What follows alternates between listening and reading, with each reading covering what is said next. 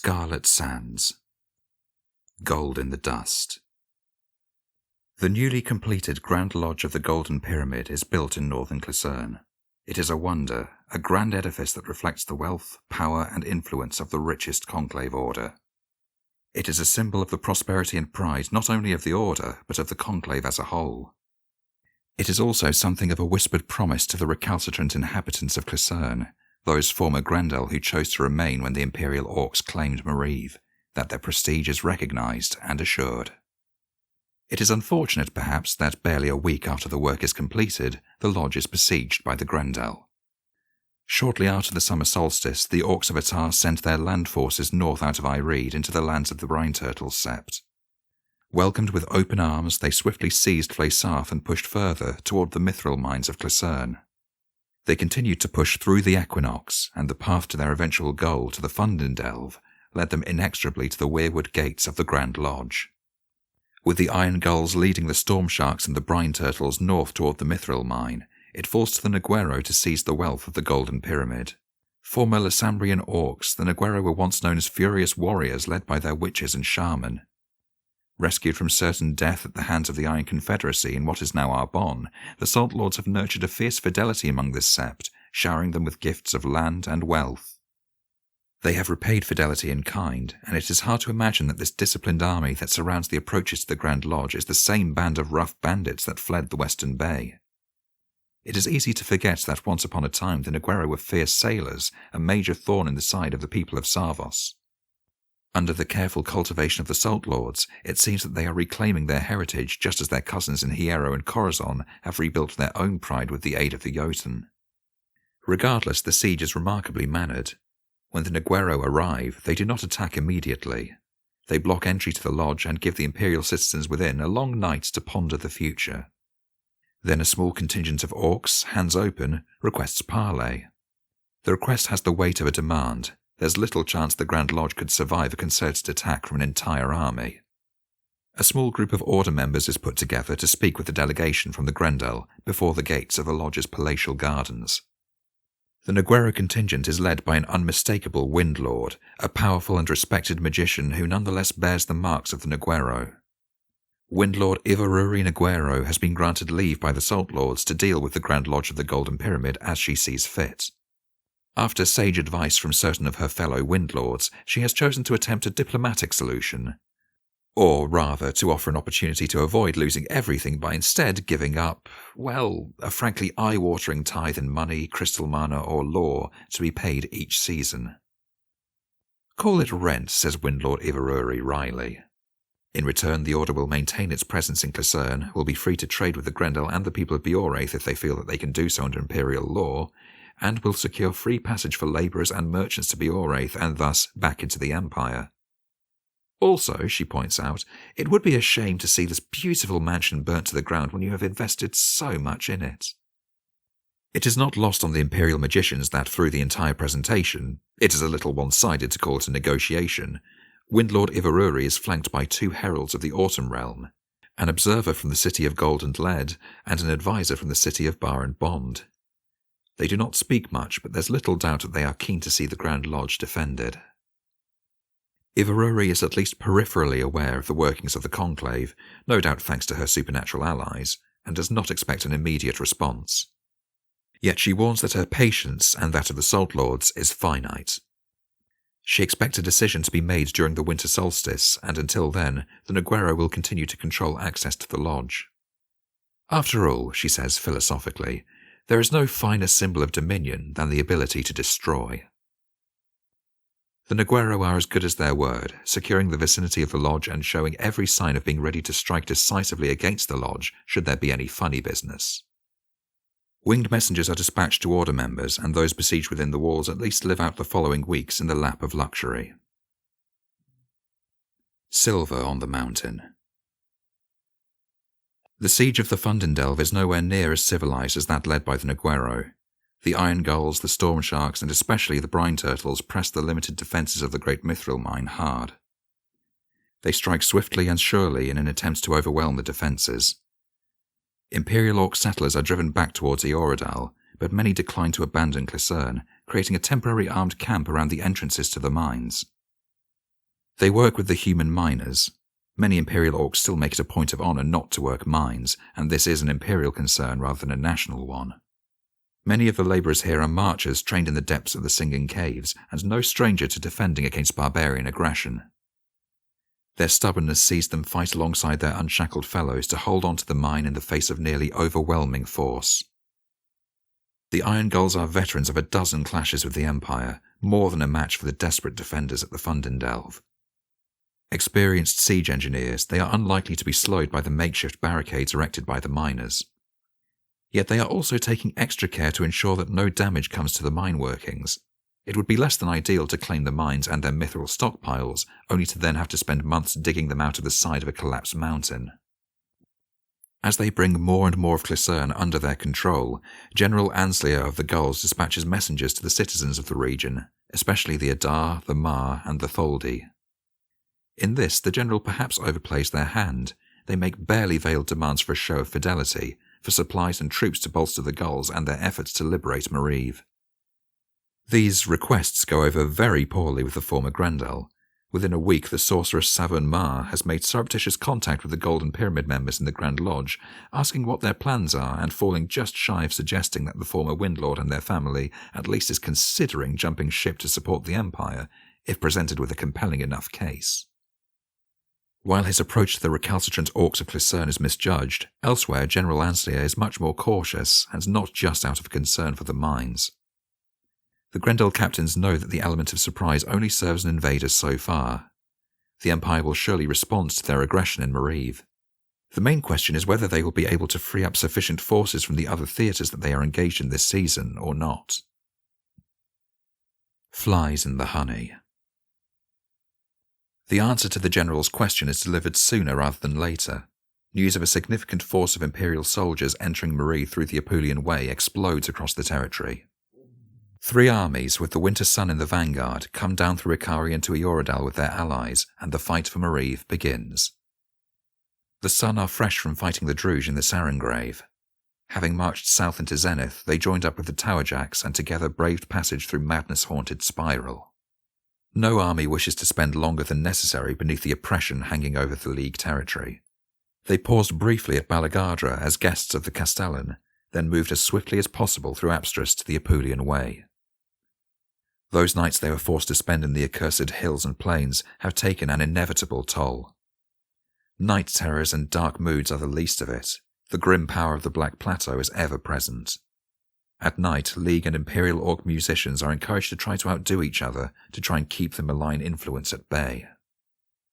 At the mouth of the Apulian Way, they meet with the 7th Wave, who have made excellent time along Karstag's Way, taking advantage of the mithril-woven hostelries along its length to minimise their exposure to the oppressive atmosphere. Together they march through the pass into the arid hills of Ikarian. Even as winter approaches, Mariv remains hot and dry. Whatever mud still lingers from the Sarengrave and passage through sodden Proceres soon turns to dust and falls away. There is little water in this parched land. Outside of Cliserne and Flaysarth, it is only thanks to the great aqueduct at Eorodal that any crops are able to survive in this near desert. With the Empire's soldiers comes the power of Imperial magic.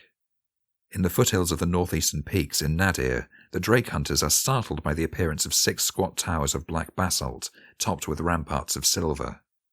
They bring with them an unnatural chill that provides welcome relief to Imperial Orcs more familiar with the alpine climate in Skarsind. From the fortress issues a legion of warriors with the aspect of great white bears, each bound in mithril harness and armed with axe and shield. They are soldiers from the domain of the Queen of Ice and Darkness, and they join the marching armies as they pass through Nadir bound for the south. The Imperials make for the growing town that has sprung up in the shelter of the aqueduct. At Eorodal, they prepare for their offensive against the Orcs of the Broken Shore. Many of the soldiers are taken aback by what awaits them. Walls of black granite have sprung up around the burgeoning town, connecting minarets of bone-white stone and metal. The walking dead, skeletal warriors of human and Orc stock guard the ramparts, wrapped in blackened steel, and the approach of the Imperial armies is heralded by the howling of ox-sized white wolves that stalk the open ground. The basalt citadel of the Tomb King of the Lord Sorin has been conjured here out of the ruins of the old Skurin town.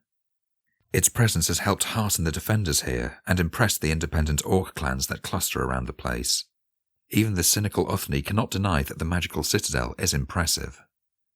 The Black Citadel has drawn interest from the engineers working on Ruacraig's redoubt as well. The construction proceeds apace, and while the Imperial armies prepare to face the barbarians, several of the Towerjacks are invited to inspect the work being done on the eastern castle. Work is nearly complete. The new fortification will be finished in time for the winter solstice, provided that the Grendel do not manage to push north into Ayoradal.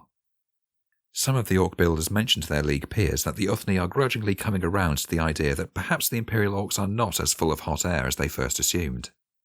If Imperial forces can drive the Iron Gulls and the rest back into Ireed, it can't help but prompt a fundamental shift in the attitude of the Ayoradal Orcs to the Empire. When the Empire's armies leave the shelter of Sorin's walls to begin their battle for Mariv, a battalion of skeletal warriors and magical white wolves accompany them.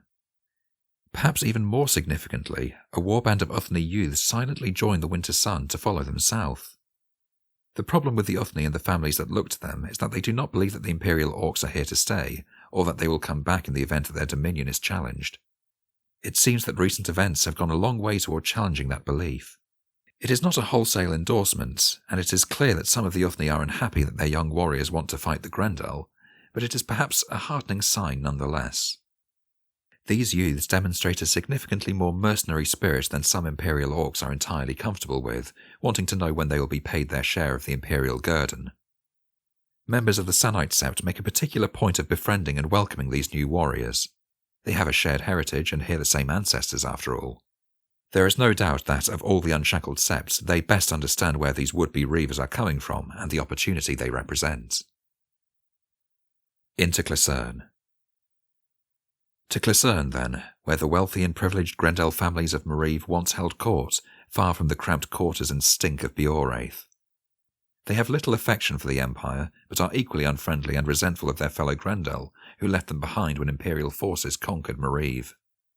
The fact that on their return General Anslayer has disrespected them has certainly not strengthened their fidelity to their former countryfolk, quite the contrary. There is a sizable welcoming committee to meet the Winter Sun, the Towerjacks and the Seventh Wave when they cross into Cliserne. The Brine Turtles and the Iron Gulls besieging the Fundindelve receive the Imperial advance alongside the zealous warriors of the Storm Sharks. The latter seem bent on recreating the deeds of their ancestor, Ruacraig the Stormlord, with audacity and cunning that is notable even for the Grendel. The iron fist of General Anslayer keeps the daring of the Storm Sharks in check, just about, but they are eager to test themselves against the Winter Sun and the Seventh Wave in particular. Both sides favour a measured approach to the war.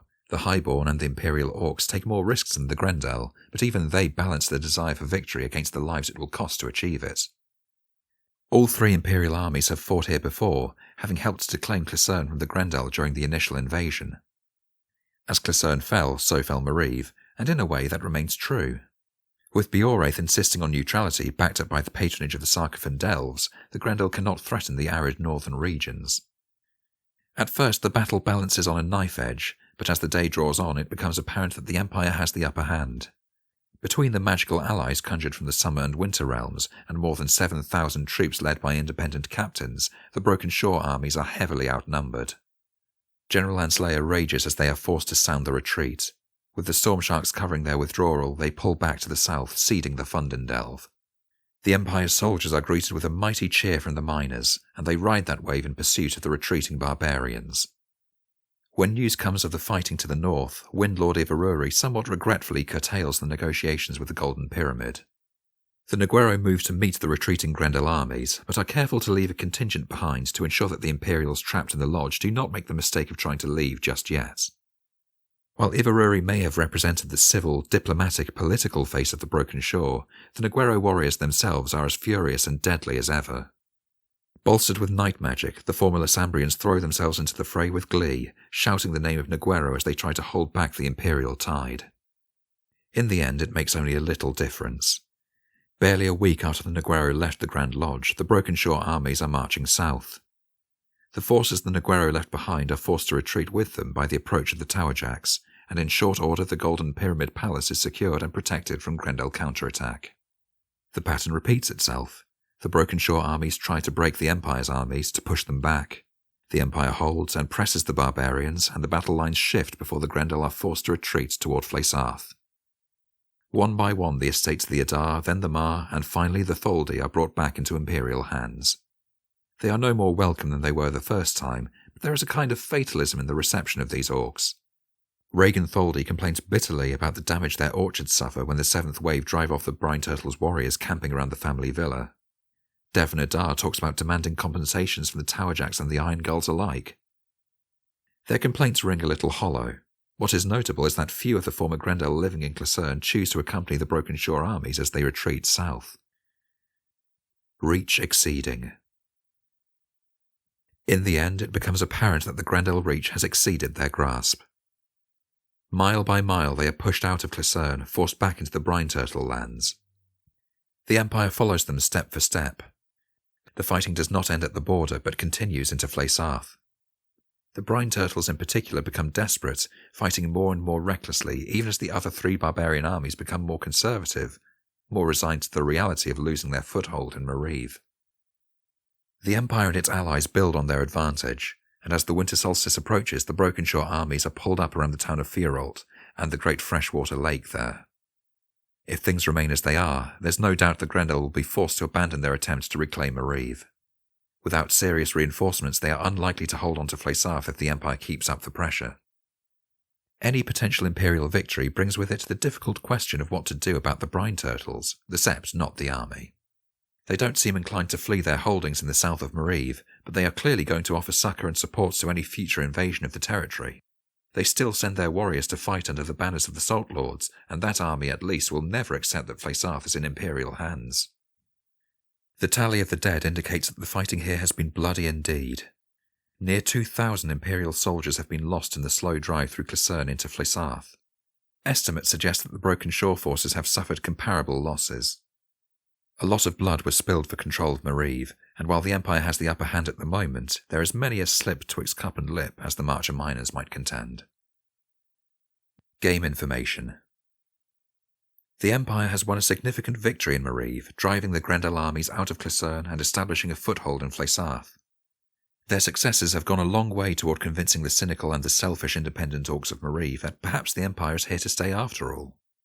Along with the completion of the Golden Pyramid Grand Lodge and the fortification of Ruacraig's Redoubt, this has removed the uncooperative quality from both Cliserne and Eoredal. There is still a long way to go before the independent orcs there seek to join the Unshackled, but the first steps have been made. The Brine Turtle Sept remains opposed to the Empire.